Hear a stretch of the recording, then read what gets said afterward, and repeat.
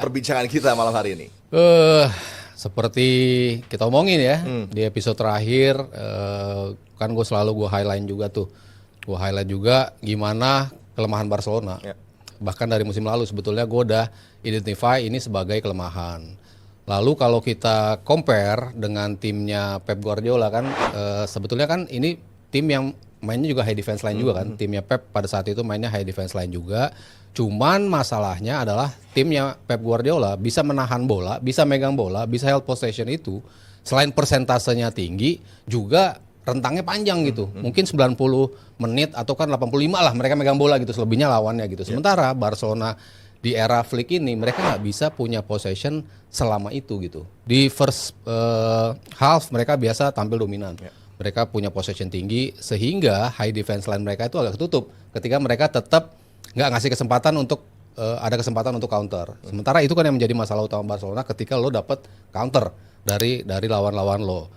Amunisi di depan nggak pernah ngebantu untuk ngasih pressing ke lawan. Apalagi semakin masuk ke babak kedua, udah terlihat di beberapa pertandingan seperti itu. Babak kedua pressure yang mereka hadirkan terhadap lawan tuh sama sekali nggak ada. Sehingga lawan begitu dapat transition langsung bisa masuk ke jantung pertahanan, one on one dan jadi gol. Dan itu yang selalu terjadi. Gue bilang dari musim lalu nggak ada salahnya kok banyak yang bilang Barcelona main high defense line as long mereka dapat hasil yang bagus. Betul, tapi kalau lawan lu udah bisa nge-crack itu, lalu manfaatkan itu, ini akan menjadi problem buat pasukannya Hansi Flick.